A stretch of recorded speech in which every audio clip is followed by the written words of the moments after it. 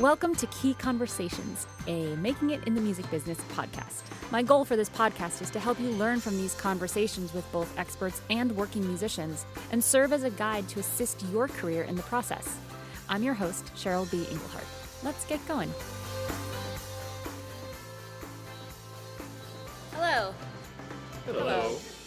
Just like stereo, right? Hey. Audio podcast, stereo. So I'm here with Chandler and Jay Coyle.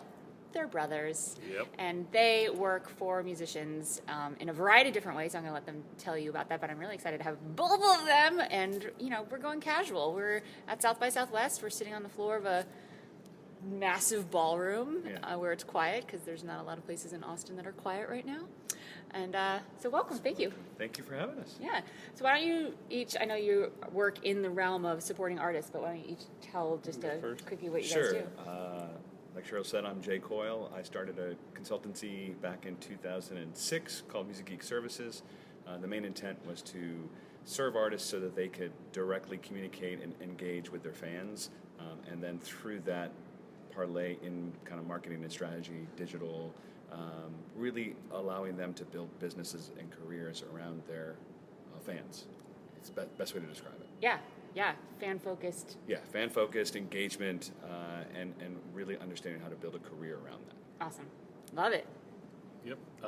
And I do similar work, or I was watching him do a couple years of really fun work with Barenaked Ladies and other artists, and I was working in the tech and marketing space thinking, I'm almost as big of a music fan as this guy. Could you use some technical help from that perspective?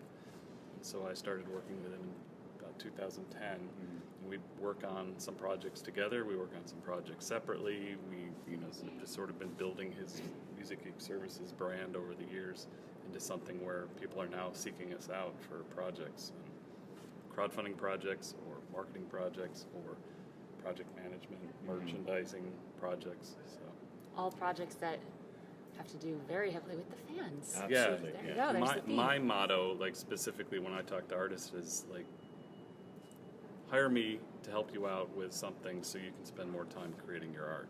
Yes. Let me, either I'll do it for you or I'll do it with you. Take some headaches off your plate so you can focus on the creative stuff. I would also say for him, he's overlaid a lot of the digital space for me. Yeah. Because Chandler is so much more technical, especially like in a most recent project, I brought him in for a new album by the band Buffalo Tom through my friend's record label, and we were talking strategy, but I still needed an execution. So Chandler was brought in to really offer high-touch execution from a digital space. And in most of our, neither of us said this before, most of our clients are self-managed. So a lot of times it's, to Chandler's point, hey, come on, and we'll help you, and we'll guide you, and teach you. But a lot of it is, we'll do it too, because you're the artist, and you don't have enough time to do it. So that's why you'd want to work with us. You're on tour, you're composing, you're co-writing or whatever, performing. We'll be there on a small scale or a big scale. Right. That's awesome. Yeah, and most of them self-managed artists are not able to do, people all the time are like, hey, do you have like a really active YouTube channel, or do you have and I'm like, just add it to the list of the things that I need to be doing on my own. So it's cool if they're like, hey, there's this thing that's really working right now in the digital space. Oh, you're already maxed out? Cool, we can take that on for you, whatever that is. I mean, I just got the YouTube thing because that's something that... No, that's true. A lot of artists came to me, but... a lot of artists need to chase the short-term dollars because they have bills to pay. Right. So that's performing, selling T-shirts or whatever. And the idea is, this day and age, the social channels, including YouTube, SoundCloud, Snapchat, Twitter, whatever, it's sort of a long-term game. There's some short-term benefit, but Spotify analytics is really not going to pay your bills. But if you watch it over time, you can spot trends and make sure your bio's up to date or the photos are up to date. Right. And that's where artists say to me, can you just do that, please? Just handle that. Just help us. Just set it up for me. Yeah. I also think it's important, though, to your point, if you have a list of, I need to do that, if something's connecting and something's giving you immediate return, either gaining fans or monetarily, my suggestion is always, well, then don't go crazy to do everything, because if you're connecting on one thing, that's great. And then over time, if you can build and find more time or hire somebody to help you, then it's like, okay, hey, focus on this because I'm busy doing over here doing that. It's just building out your team. So if an artist comes to you guys and they're like, So here's what's working. Do you want to take what's working for them and enhance it? Or you're like, okay, cool, let's look at the stuff that's not working and improve that? Or does it depend artist to artist? Like, what would you rather hit the ground running with? I would say it's both, because it really depends on immediate goals and then long-term goals. But if something is working and they can manage that, I never approach somebody and said, here, I used to do this. I learned the hard way. You don't say, this is broken, you're doing this wrong. It's kind of like, hey, have you thought about this? Have you thought about that? Or, because I'm a salesman at heart, I look at an opportunity and say, that's great, but what if we did this, and how about I do this, and I can add value here? Mm-hmm. And as Chandler said, now we're at a point in our careers where people are approaching us to do things, and there's now a knowledge base to say, we'll get this question, well, what can you do for me? Right. Usually, I turn it back on them and say, well, what do you want? Usually there's a pain point. Yes. And like a client will say, I need this. And they're so focused on that if you see something bigger, they still focus on this thing that's just, they think they're obsessing about this thing. So that's usually where, like, the foot in the door for us is solve the artist's pain point and then quickly attack anything that big that they're missing. Right. So if you should have a YouTube channel or you should be doing something, I may hold off on that because you're like, but my mailing list. Right. And then, so we try to get in and understand the artists, because some of them are really, really care about the voice, the message, mastering the message, making sure that their voice comes through on any social or email.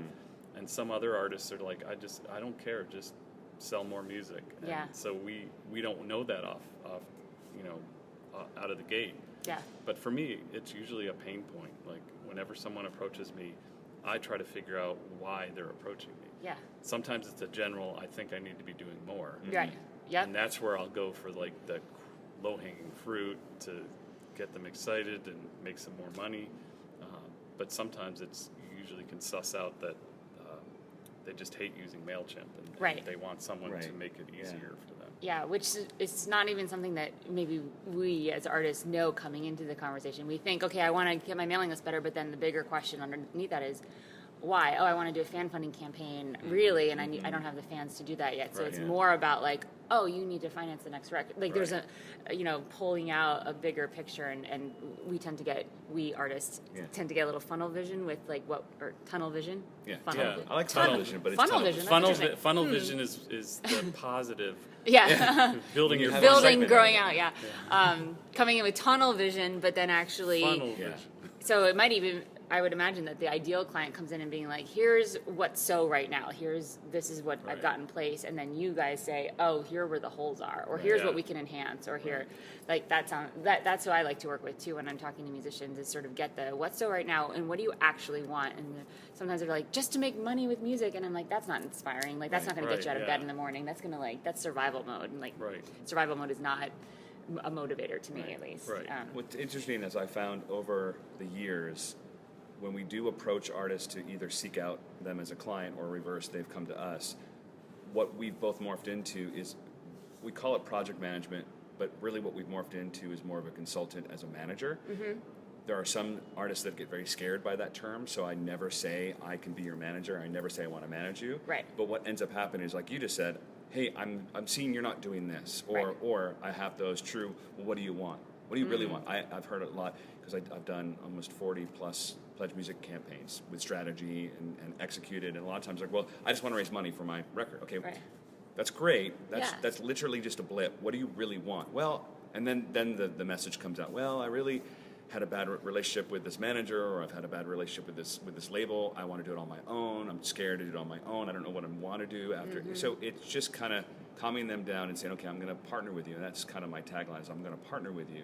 You're not hiring me. I'm partnering with you. A great word. And let's walk through this. And sometimes it's a season where it lasts years. Sometimes it's a season where it lasts 3 or 4 months. And it just really depends on what they want for their big term goals. Yeah. But you said, to me, I don't want to overwhelm the artist, and I want them to have tunnel vision for what we're doing. But at the same time, if I have to kind of over time say, ooh, if I spread them too wide and they're not tunnel anymore, then they start to get fearful, and then they retract their.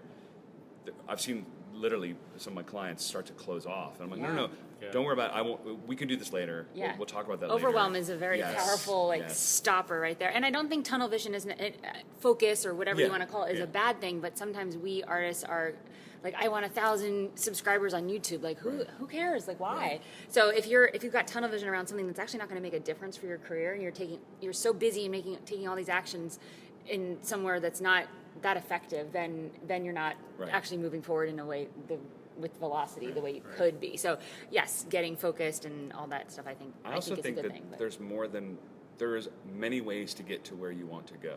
yes. And over the years, too many times, I'll talk to an artist and I'm like, but I need this. I'm like, but why? And it's somewhere they've seen somebody succeed to that point, Yep. or someone's told them they need to do that. And I'm like, okay, but we don't have to go straight down this line. We could go here and then here and here and zigzag to the same end point. Is that a better route? And they're like, oh, I didn't think about it that way. And Yeah. so a lot of it, like I said, it's partnering. It's Yeah. let's walk this together. Let's go down here together. When I realized that I wanted to be someone who was able to help musicians when I started speaking on these panels and stuff, I actually realized that my story is how I got my placements and tours and fan funding and stuff was like my story, like the one way I did it to get here. And people were asking me, like, how can I do what you did? And I realized I actually went out and got coaching training, Very career cool. like 750 hours of career coaching training, so I could be better at listening and not just being like, well, this is what worked for me, because Right. there are 100 other ways to do that same thing that I just did. Yes. That may be more in line with you and your brand and your process and how you work and everything. So that was important to me to be able to like speak outside of my own experience, because what you said, there's 100 billion ways to do literally Absolutely, anything. yeah. Which leads me to my next question. So Chandler and I were just on an email panel. You guys know I'm dorking out this year on Yes. email marketing. You should. Which I should. So you being the digital techie guy, if you were just to throw out a list of like the top 5, and maybe not even with email marketing, the top 5 not so obvious platforms, apps, digital tools that we may not know about as artists, that a self-managed artist could really enhance whatever they're doing. Their What presence, yeah. What comes to the top of your mind if you were just to like throw out some digi tools? Well, I like to think of artists should think of or any creative really. So if you're a touring artist or writing jingles, you want to make sure that your online channel, we call them like artist channels or creator channels. Yep. From the obvious ones are Facebook, Twitter, Instagram. You get those socials. But then for a touring artist, you'll have a presence on Songkick and Bands in Town. You may not even realize it. People are tracking you on those channels. You need to be on both. Yes. Okay, And great. there's a reason to technical zoom in for a moment. Spotify pulls data from Songkick. Okay. I think Bands in Town, like both services push data out to different other Platforms. channels. Got it. Like I think Bandcamp and Spotify pull data from Songkick, and I think Noise Trade pulls data from Bands in Town as well as other services. It's surprising to notice that mid-level to smaller artists, their dates aren't always complete, because what those services do is they go out to Ticketmaster and the big ticketing Ticketfly, things, yeah. and they scrape those and get the data. So you might be an artist, and you go out and you see that there's 5 of your 7 upcoming dates in there, which is awesome. But then put the other 2 in. Bands in Town has a messaging feature. Yep. So I work with an artist that has like 72,000 people tracking her. Well. And yep. we realized that we hadn't been messaging. And so we started messaging. During tours, we'll message once a week or once every 10 days. And in between tours, we use it to promote music or a new video or something. So you almost use it like a mailing list, even though none of those people Yeah, are. right. Because the mailing list that she has is not 72,000. No. Is there a way to get those people on in the mailing list so you have a little more? We've been strategically sweeping people, and it's hard these days. A sort of like an anti-tip is don't rely on one MP3 to motivate people to sign up Sure. to your mailing list.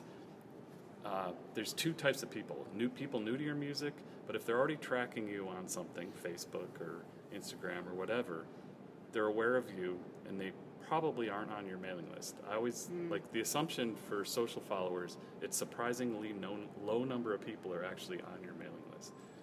Like I've seen artists with say 10,000 Facebook likes and 1,000 mailing list subscribers. So there's a disconnect there. Yep. But on Bands in Town, what we do is I'll come up with some way to get them to click over, like, over to a web landing page, which has an email for media download. Or sometimes it's just as simple like going to announce a tour next week, sign up to be the first to hear about the dates, or pre-sale The code. exclusivity might be just as powerful as like a free download, Right. if they may or may not already have something that they.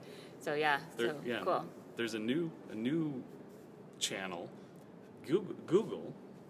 I've heard of it. Google. Yep. Small little company. Yep. If you're an artist and you search for yourself, some of you will see a knowledge panel on the right. You don't even have to be that big. At some point, Google tracks the information, and there's a knowledge panel. The fine folks at Bandzoogle wrote an ebook that tells you how to get one. And once you have one, Google gives you the ability to post an artist's message on that knowledge panel. And you can post it, I think you can post as much as you want. So what we're doing now is for one artist I work with, she was recently on tour. So we were promoting each tour stop. And now the tour's over, and so I posted a message the other day, which was sign up for the mailing list. And I haven't seen a lot of signups yet, but Google tells you how many people see that, and for her it was 400 people per day were seeing those posts. And That's so that awesome. means that people who are searching for her or something related to her, the knowledge panel shows up, and those posts show up. And right now you can link to anything. You can link to your website. Amazing. So you could be posting something in there, and all you have to do is verify that you are Me. you're log basically a person of note. Sports teams, comedians, artists, or whatever, I am a sports team and a comedian. Yeah. It's You're amazing. always An actor, You will never guess what sport it is, but no, just kidding. mountain climbing. No. No, that's my husband. I sit at the bottom and drink wine or There you coffee or go. espresso. As he's doing his thing. Yeah. But this is brand new with Google, and so That's awesome. no one's using it yet. And I'm sure at some point it'll be overloaded. But if someone's searching for you, and you can then message, it's not in their face, but it's a on lot that of people. bar. And I go to that all the time when I'm like about Right. to Wikipedia someone, but the info I'm looking for comes up right on the side Absolutely. there. I'm Right. like, served for yes. you. You're Yeah. like, oh, there it is. yeah, I feel like it's not intrusive. So inthekeyofsuccess.com/podcast will be where all of these notes are and links to anything that has come out of these guys' Yeah. mouths. So I will find that article, that workbook Yeah. from Bandzoogle, which I saw, and I was like, I am doing this right now. I was going to be on a panel with the Bandzoogle guy who wrote that book, and then I created my own panel last year at South by. But he wrote a series of articles, and they turned it into an ebook, and that's my Bible for SEO related, search engine optimization related stuff, Yes. including the knowledge panel. But this Google Post thing is brand new, Yes. last We week. could be- Yep. yeah, we can. Yep, and I saw that. I was like, this is on my plane home to-do list Yeah. stuff. It's Yeah. very The other If I have sort of Wi-Fi. tip thing that people don't think about for artists that perform live, you don't even have to tour. Just if you're playing a live show at a venue, Google will list your events in that knowledge panel. Very cool. And if somebody types, band name space events, you see the events listed at the top of the search thing. Where does that information come from? Well, bands can actually help make sure that their information is there. One, if you use Bandzoogle automatically feeds any dates you put into the Bandzoogle system. But Bands in Town, if you put the Bands in Town listing on your website, so if your website's tour page is either Songkick or Bands in Town, Google crawls that page and uses that data because it's in the proper format. So another reason to sign up for Bands in or Town and to use it. Yep. One artist, I can't remember who's, but use some Bands. artists will, Bandzoogle has a great database and they feed Google. So if you're using Bandzoogle, put your dates in there, that's fine. But if you're using Squarespace, they connect with Bands in Town. I recommend using Bands in Town. And then embedding the code, so because Right. that's what I do on my website, and my website is Bandzoogle. Right. But I only want to put my stuff in one place, and then I have my Bands in Town Yeah, it'll tab work on my fine. Facebook page, and Yeah. so that's why I like all my appearances, even when I'm speaking or playing, like it anything in where there, yeah. someone could Yeah. come, I put it into Bands in Town and embed that code Right. into my Bandzoogle page. But Yeah, so you're it- saying to put all of your data into Bands in Town and into So, yeah, it's Songkick. it can be a lot of Songkick. work. Like Yeah. It's too bad they don't feed each other. I know. Can they A play mid-level- nice? No, they can't play nice. Can they play nice They're in the same competing. box? Well, They wouldn't do that. Songkick is now owned by a major label. Can't they take a lesson from you guys? Look at you guys, Yeah. like brothers. Automation. I mean, Doing it come together. on, Doing come it on. together. But yeah, you do right now because of the Spotify thing. Yeah. It's like a huge reason why you need to also be in Songkick. All right, fine, I'll do that. Because you're on Spotify. I am on Spotify. Hi. Let's make Just, sure I think it just decided to be quiet for a moment. it's still going. It's still recording. It's still going. This is a little longer one. That's okay. We're Uh, at 20 minutes. yeah, but I this mean- has been this is great. The concerts. The reason why you want to be on Songkick is Spotify puts your shows on your concerts listing, and they will for each Spotify user they will send out periodic emails that say upcoming shows in your area. I've been Yeah. seeing that Yes. when I follow someone. I'm like, I don't care why they. Okay, cool. But so That's why. So I live in Chicago, and I will occasionally get an email from Spotify, and on the list is people I follow, and the way they get that data is that if your data's in Songkick, and Spotify will pull it, and then you may or may not show up in that email. yeah. Well, you show up in the emails. You may or may not realize which ones you're showing up in, but it's not just Foo Fighters level. Right. It's not just any big level. ones. It's and yeah. Yeah. Oh, that is so. Oh, and Spotify Good. fouls. Spotify not paying a lot per stream, whatever. Encourage your fans to follow you on Spotify. Yeah. And Yes. the reason why is because when you put new music on there, the more followers you have, the more likely that you'll show up in Release Radar and the other Discover Weekly, the algorithmic playlists. Mm-hmm. It helps drive activity. So if your fans don't follow you, they may not think, oh, her new single comes out today or her new album. So Yeah. Like Spotify, Pandora, Apple Music. Encourage your fans to follow you. It's another social channel. Yeah, and that's that's not like a PS in an email. Like you could send out in terms of Oh, email absolutely. content, like a very brief, like this is important for a lot of mathematical geeky reasons. Please follow me here. Boom, bye. Thank you. See you next week. Yeah, like it could artists be a real. Be intentional about it. Yeah, absolutely. very intentional. Not just have it as a link with all the other links. With It could. I mean, a lot of artists that I work with say, "I'm off tour. I'm not doing anything. We don't need to send an email out this month." I'm like, Oh, yes, that's a perfect. let's send out a call to action to Spotify. Well, not everyone's on Spotify. I'm like, well, then not everyone will care, but let's just use this because then it's Yes. one thing to do. Right. Follow me on Yes. Spotify Will you please make it a yes or no question? and make it Not a do that command. a little of. It's more like, hey, you can help me by following me on Spotify. Yeah, because that's what they want. They want to know. They're like, I knew her when. Like people love Yeah. that. Like I was on that mailing list well before, and if you can help me get there, Right. that's an incentive for them, and it gives them like a social boost when Yep. they know that they can be your hero. That's the thing I just learned from this big digital marketing conference, that the humanness of being like, instead of, it was in the conversation of giving something away for an email. But when you're at that point where you're like, but what else? And it's a social what do they call it? Yeah, like, social climbing almost. Like that, it's important to human beings to be elevated socially. Yep. And they listed all these different ways that people can feel that, and one of the ways is to be someone else's hero, someone who's a public figure. So if you're, an artist is mailing a massive list and they're, sort of a public figure, even if they're not huge artists, if you can help them and you're the hero, like that gives you a leg Right. up on your social, like, oh, I get to be, like, that feeling is something that people actually will give something for, an email or whatever, which I Yeah. thought was super interesting and very like psychological, not in the normal conversation of selling digital products, where we're like sell. It's actually a very human thing.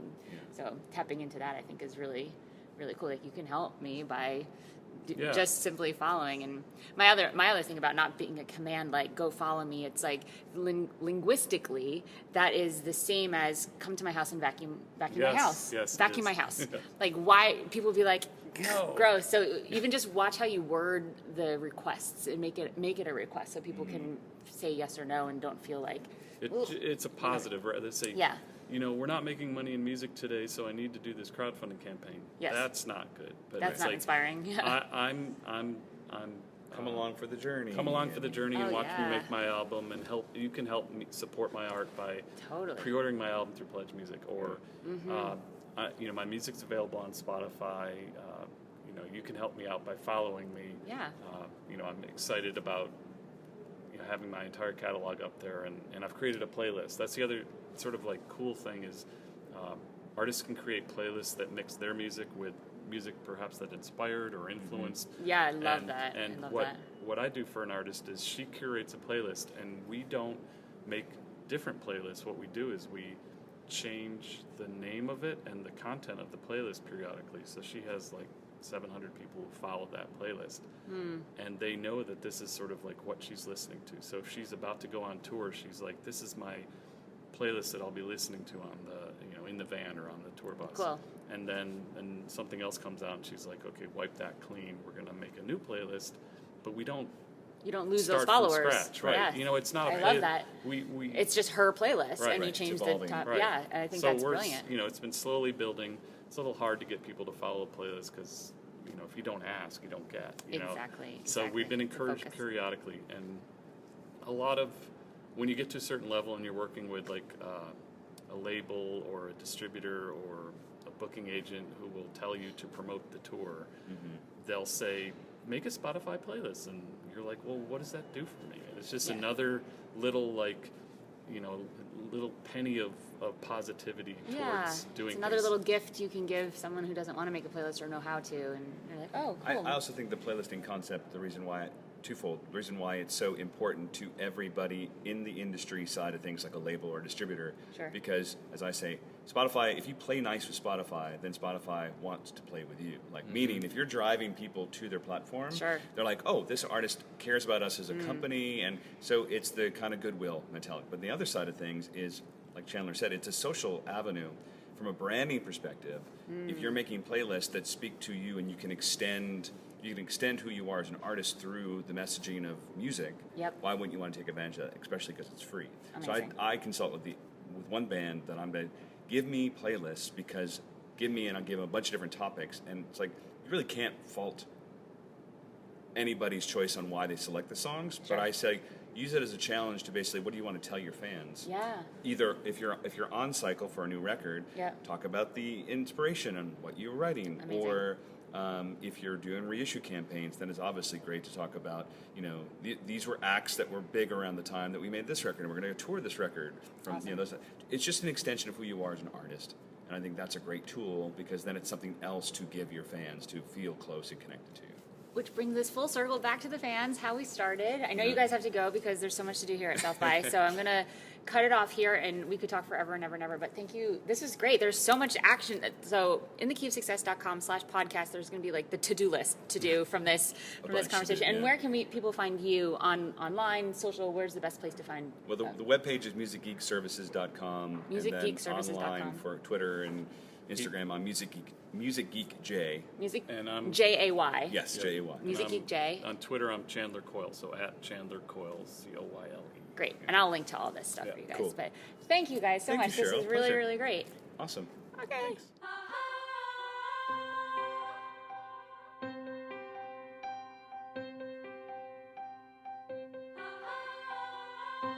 Please don't forget to rate, like, and subscribe on iTunes, Stitcher Radio, and YouTube if you like this podcast. Musicians like you keep me inspired and motivated, and for doing that, I'm offering you a free 6-page guide to pitching. This guide will unlock the keys to priming your pitch, where you can get started getting a yes when you pitch anything to anyone. Grab it at inthekey.co/prime. Thank you for listening, and I'll see you next time on Key Conversations. The theme song on this podcast was provided by yours truly. If you're interested to find out more about my composing and songwriting projects, go to inthekey.co/Cheryl. If you're a musician looking to get some real results for your music career, then head to inthekey.co/results, where I've created a bunch of different kinds of resources just for you. Key Conversations is sponsored in part by Bandzoogle. They make it easy to build a beautiful website for your music. Their step-by-step system gets you online in minutes, and you can choose from hundreds of mobile-friendly themes and customize them with their point-and-click editor. All of the features you can imagine for a possible website are built in. So, because you're a Key Conversations podcast listener, you get a special month free trial plus 15% off if you do decide to sign up, just for you. Go to inthekey.co/makeasite to get the offer. Pretty sure that you're the missing part.